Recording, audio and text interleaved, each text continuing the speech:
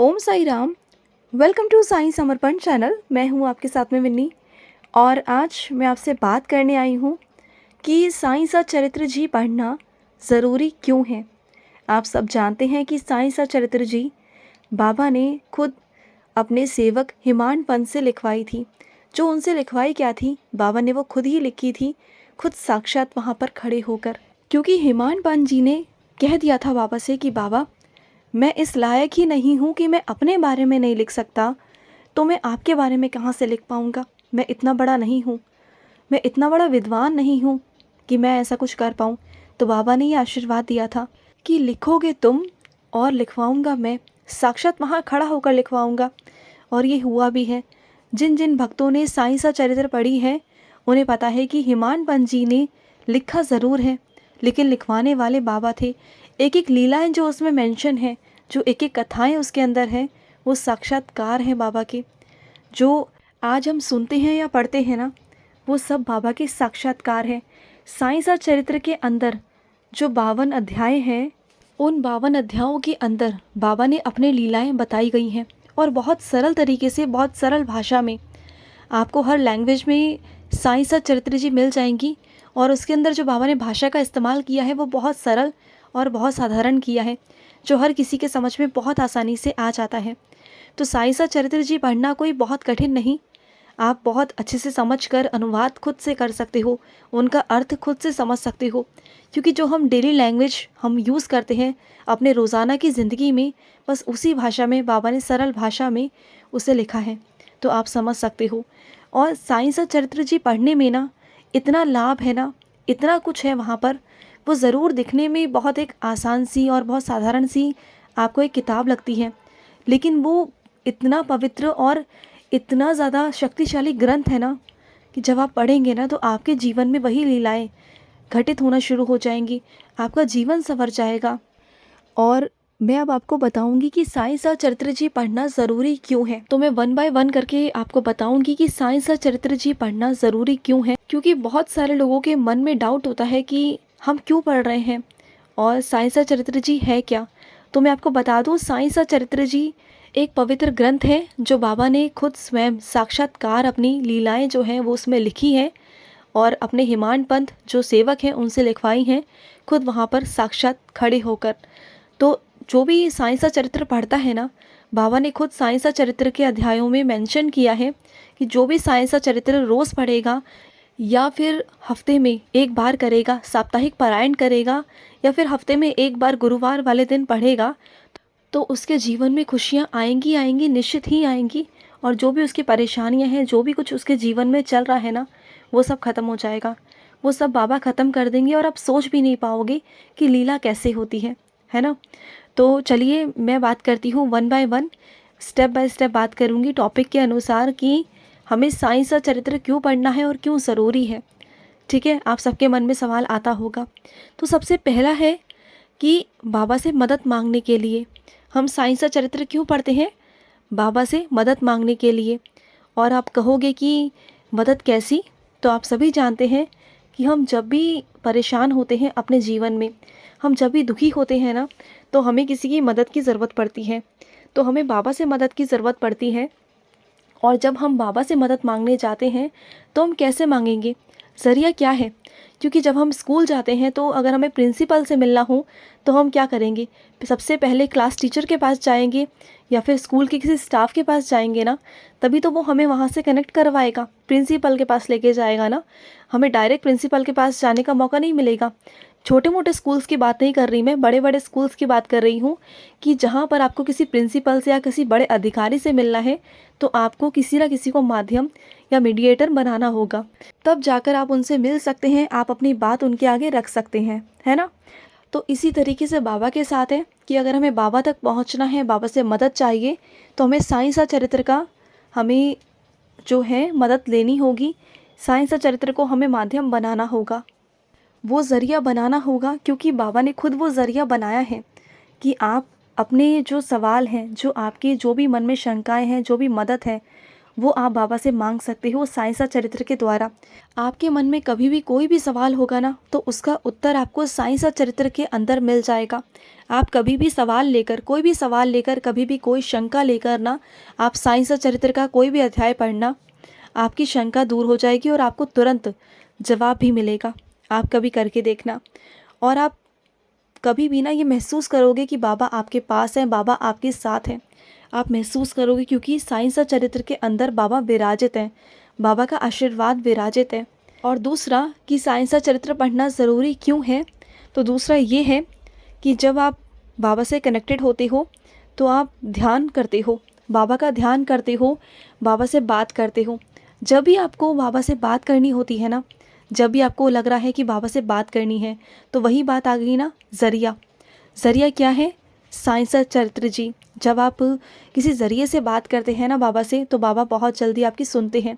क्योंकि अक्सर क्या होता है कि हमें समझ में नहीं आ रहा होता कि हम अपने ईश्वर तक कैसे पहुँचे, उनसे बात कैसे करें, उनका ध्यान कैसे करें, कैसे क्या करें ना। तो बहुत सारी चीज़ें होती हैं कि हम ध्यान के ज़रिए या हम किसी ग्रंथ के द्वारा या प्रार्थना के द्वारा हम बाबा से कनेक्ट हो सकें, अपने इष्ट से कनेक्ट हो सकें, ईश्वर से कनेक्ट हो सकें, उनसे बात कर सकें। तो इसी तरीके से बाबा के उसमें ये है कि बाबा तक अगर आपको पहुंचना है, साईं तक अगर आपको पहुंचना है, तो साईं सच्चरित्र के द्वारा आपको पहुंचना होगा, आपको उनसे बात करनी होगी। तो साईं सच्चरित्र पढ़ना इसलिए भी ज़रूरी है क्योंकि हम बाबा से बात कर सकें। बाबा को ये समझिए कि बाबा हमारे सामने हैं और हम बाबा से बात कर रहे हैं। आप ये सोचकर बाबा से बात करेंगे, आपको जवाब मिलेगा। और तीसरा, जब आप साईं सच्चरित्र पढ़ते हैं तो आपका जो बाबा पे विश्वास है ना, जो प्रेम है ना, वो बढ़ता है। आपकी विपत्तियाँ दूर होती हैं, जो भी आपके जीवन में परेशानियाँ चल रही हैं ना, जो भी समस्या चल रही है ना, वो धीरे धीरे कर कर दूर होती जाती हैं। आपकी ज़िंदगी से परेशानियाँ निकलती जाती हैं। जैसे जैसे आप साईं सच्चरित्र पढ़ने लग जाओगे, जैसे जैसे आपका विश्वास बाबा के ऊपर बढ़ने लग जाएगा ना, वैसे वैसे आपके जीवन से सारे परेशानियाँ, समस्या ऐसे ख़त्म होती जाएंगी ना कि आपको पता नहीं चलेगा, लेकिन वो हो रही होंगी। आपकी परेशानियाँ ख़त्म हो रही होंगी, आपकी समस्या का समाधान हो रहा होगा।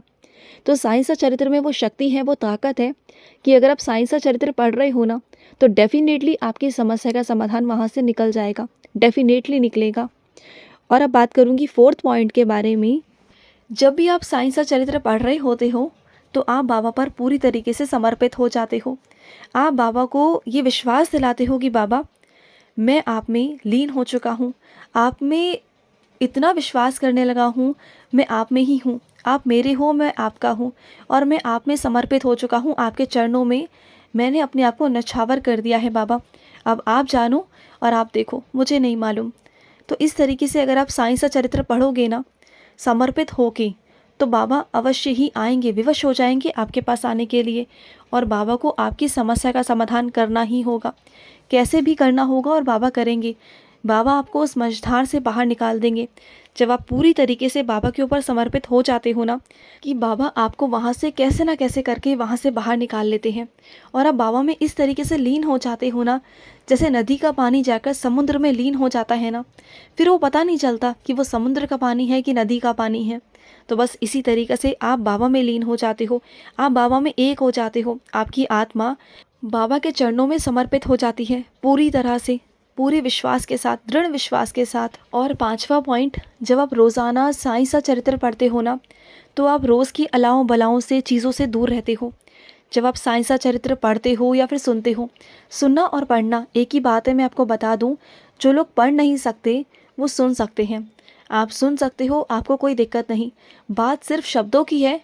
अगर आपके साईं सच्चरित्र जी के जो शब्द हैं, जो बाबा कहना चाह रहे हैं आपसे, वो आपके कानों तक पहुंच रहा है ना, तो ये मैटर नहीं करता कि आप सुन रहे हैं या पढ़ रहे हैं। अगर आप सुन रहे हो या पढ़ रहे हो, जो भी कर रहे हो ना, उसका महत्व उतना ही है। और अगर आप साईं सच्चरित्र को रोज़ पढ़ते हो या सुनते हो ना, तो डेफिनेटली बाबा आपको हर एक परेशानी से बचा रहे होते हैं। अगर आप नियम बना लेते हो ज़िंदगी में कि आपको रोज़ साईं सच्चरित्र पढ़नी ही पढ़नी है, रोज़ एक अध्याय पढ़ना है ना, तो आप देखना बहुत सारे खतरों से दूर हो जाते हो। क्योंकि रोज़ाना की ज़िंदगी में आपको नहीं पता कि आपके साथ क्या होने वाला है, रोज़ कौन सी अनहोनी होने वाली है, रोज़ आपकी ज़िंदगी में क्या क्या संकट आने वाले हैं, उतार चढ़ाव आने वाले हैं, रोज़ क्या ऐसा होने वाला है नया सा जो आप संभाल नहीं पाओगे। तो अगर आप बाबा को संभालने को कह देते हो ना, रोज़ अगर साईं सा चरित्र पढ़ते हो, रोज़ बाबा से प्रार्थना करते हो, रोज़ एक नियम बनाते हो ना, तो बाबा ही फिर आपको बचाते हैं उन खतरों से, उन समस्याओं से, उन परेशानियों से। बाबा ही आपको बाहर निकालते हैं। अगर आप रोज़ साईं सा चरित्र पढ़ते हैं तो, नियम बनाते हैं तो बाबा आपको बचाते हैं। अब हम बात करते हैं छठे पॉइंट के बारे में, 6th पॉइंट। अगर हम रोज़ साईं सा चरित्र का अध्ययन करते हैं ना, तो जो भक्त जो भी चाहते हैं ना, जो भी इच्छा रखते हैं बाबा से, जो भी, क्योंकि अक्सर हम साईं सा चरित्र जी पढ़ रहे हैं या बाबा से प्रार्थना कर रहे हैं तो किस लिए करते हैं? अपनी इच्छाओं को पूरा करने के लिए। हम ईश्वर के पास जाते हैं तो क्यों जाते हैं? मांगने जाते हैं ना, अपनी इच्छाओं को रखने जाते हैं ना। बहुत ही कम ऐसे लोग होते हैं, 1-आधी% जो सिर्फ बाबा को बाबा से मांगने जाते हैं। अदरवाइज़ जितने भी मनुष्य हैं वो कुछ ना कुछ इच्छाएं लेकर कुछ ना कुछ मांगने जाते हैं। तो वो मांगेंगे भी किससे? किसी से नहीं मांग सकते, तो वो बाबा से ही मांगेंगे ना। और वैसे भी जिन पर हक होता है ना, उनसे ही मांगा जाता है। तो अगर हमारा बाबा पे हक है तो हम बाबा से ही मांगेंगे ना। तो फिर तो जब हम साईं सा चरित्र जी पढ़ते हैं ना, तो हमें धन की कभी कोई कमी नहीं आती, हमारे कभी कोई काम नहीं रुकते।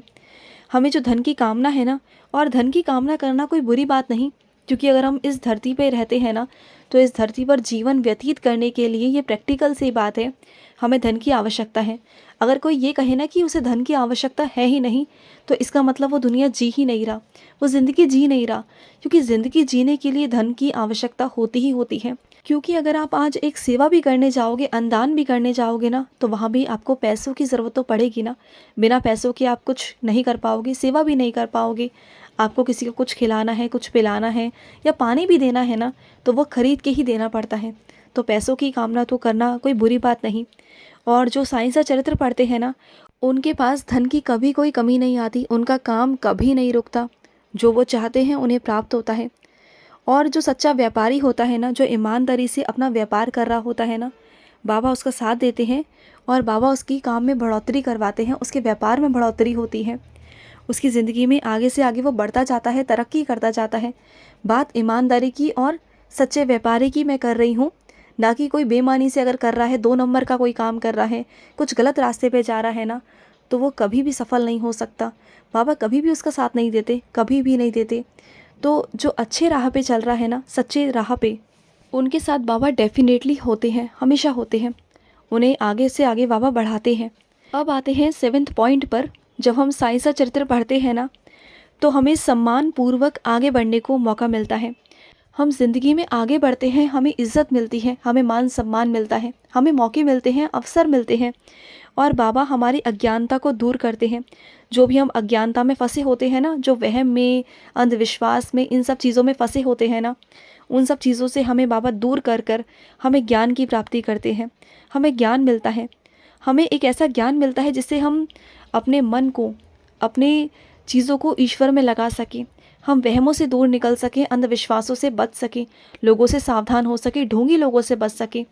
हमारी अज्ञानता हमारे अंदर इतनी होती है ना कि उसे दूर करना बहुत आसान नहीं होता। जब तक ईश्वर का हमारे अंदर प्रकाश ना हो, उनका ज्ञान हमारे अंदर ना होना, तब तक हमारा विश्वास हो ही नहीं पाता। कुछ चीज़ों पर हम अंधविश्वास की तरफ चलने लगते हैं। ज़रा सा कुछ हो रहा है तो बाबा के पास में भाग रहे हैं, टूने टोटके करवा रहे हैं, काला जादू करवा रहे हैं, किसी ने कुछ कह दिया तो वहाँ भाग रहे हैं। तो ये सब चीज़ होती है। तो हम इन सब चीज़ों से बचते कैसे हैं? जब हम ऊपर वाले से कनेक्टेड होते हैं, जब ऊपर वाला हमारे साथ होता है, उनका आशीर्वाद हमारे साथ होता है ना, तब जाकर हम उनसे बचते हैं और वो हमारी अज्ञानता को दूर कर कर हमारे अंदर ज्ञान की रोशनी करते हैं। तो ये बहुत इम्पॉर्टेंट है कि साईं सा चरित्र पढ़ना इसलिए भी ज़रूरी है क्योंकि आजकल ये सब कुछ बहुत चल रहा है। आपको ठगने वाले बहुत बैठे हैं, लेकिन आपको सही दिशा दिखाने वाला, सही मार्ग दिखाने वाला ना हर कोई नहीं होता। तो वहाँ आपको बाबा की ज्ञान की बहुत ज़रूरत है, बाबा की ज़रूरत है। और बाबा आपको कहाँ से मिलेंगे? साईं सा चरित्र के द्वारा।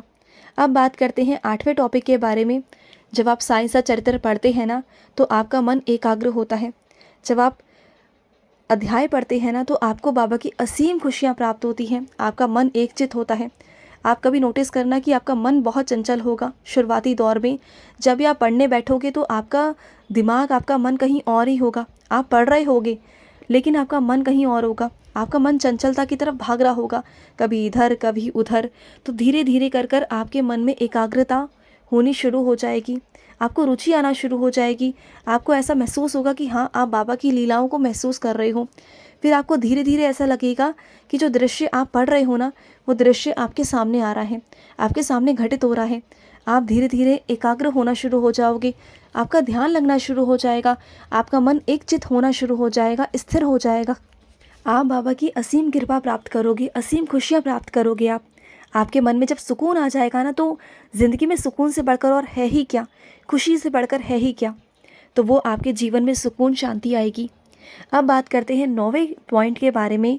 तो 9वां पॉइंट ये है कि अगर आपके घर में कोई रोगी है या फिर आप किसी रोग से ग्रस्त हो जो सालों साल से जा नहीं रहा ना, तो अगर आप ऐसे में साईं सा चरित्र पढ़ते हो ना, तो साईं सा चरित्र में वो शक्ति है, वो ताकत है, वो साधन है कि आपके जीवन से ना रोग ऐसे भाग जाएंगे ना, जड़ से ख़त्म हो जाएंगे कि आपको लगेगा नहीं कि आपके जीवन में कोई रोग या कोई परेशानी थी। आप रोगों से मुक्ति पालोगे, क्योंकि साईं सा चरित्र में वो ताकत है कि आपके रोग कट जाएंगे, मिट जाएंगे। आप ना बहुत सारी चीज़ों से मुक्त हो जाओगे, गलत विचारों से मुक्त हो जाओगे, नकारात्मक विचारों से मुक्त हो जाओगे, चिंताओं से मुक्त हो जाओगे। आप साईं सा चरित्र पढ़ोगे तो बहुत सारे रोगों से भी मुक्त हो जाओगे। देखना आप ये करके देखो, डेफिनेटली आपको कितना भी परेशानी हो, कितना भी दर्द हो, कितना भी दुख हो ना, आप बहुत सारी चीज़ों से मुक्त हो जाओगे। आपको रोग से, आपको मानसिक तनाव से, आपको शारीरिक तनाव से आप दूर हो जाओगे।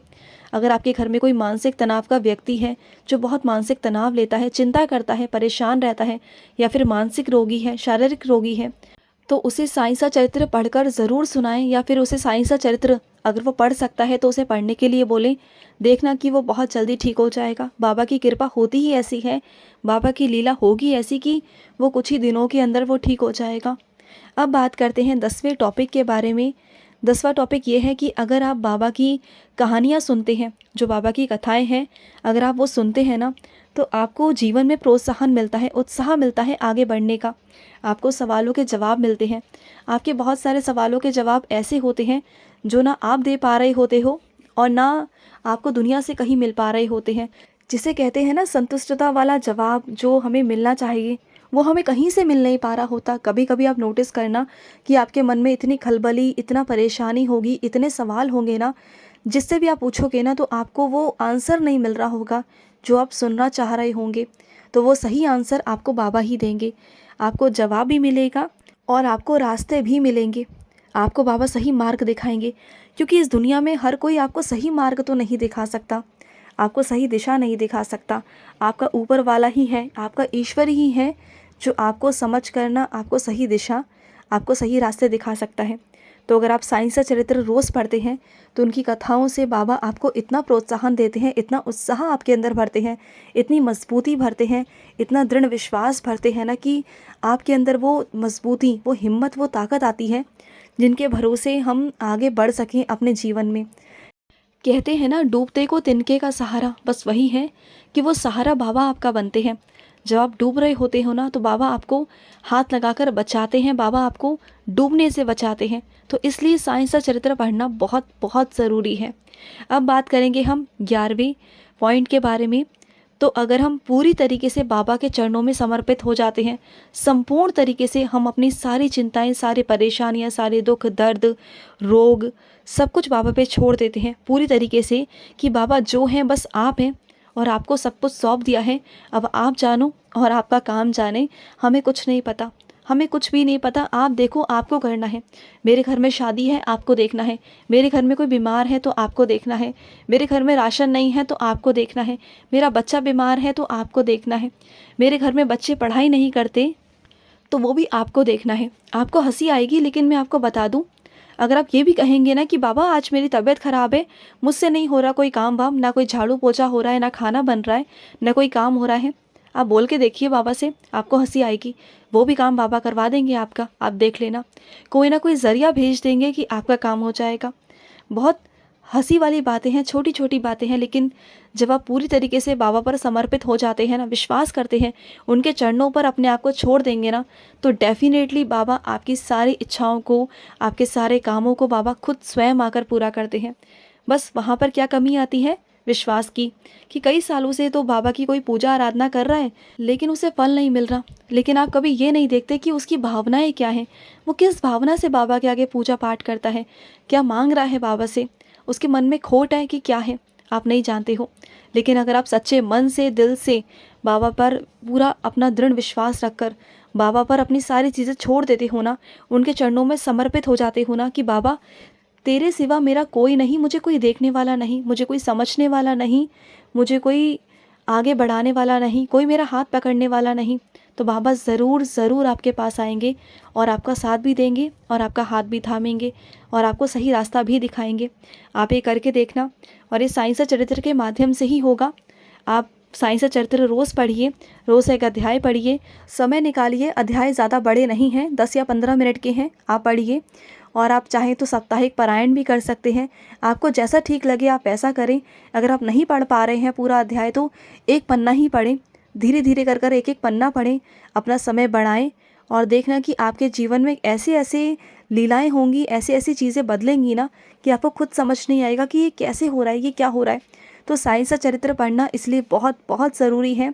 तो जिन्हें नहीं पता है वो भी साईं सा चरित्र लेकर आइए और पढ़ना शुरू करिए। और जिन भी भक्तों के, जिन भी बाबा के बच्चों के अनुभव हैं बाबा से जुड़े, तो डेफ़िनेटली आपको शेयर करना चाहिए। बाबा की सेवा है, क्योंकि दूसरों की ज़िंदगी में हिम्मत और खुशियाँ तभी आएंगी जब आप अपनी लीलाएं दूसरों को शेयर करेंगे, दूसरों की हिम्मत बनेंगे। तो आपको करना कुछ नहीं है, बहुत सिंपल है। स्क्रीन पे जो चल रहा है नंबर है ना, उस नंबर पे आपको व्हाट्सअप करना है या फिर आपको कॉल कर कर अपना अनुभव हमसे शेयर करना है।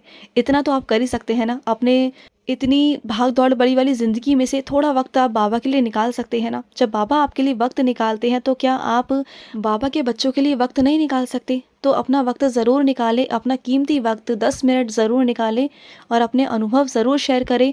हमारे स्क्रीन पे चल रहे नंबर पर आप हमें कॉल या व्हाट्सअप कर सकते हैं। तो चलिए मिलते हैं नेक्स्ट वीडियो में, तब तक के लिए ओम साई राम, जय साई राम।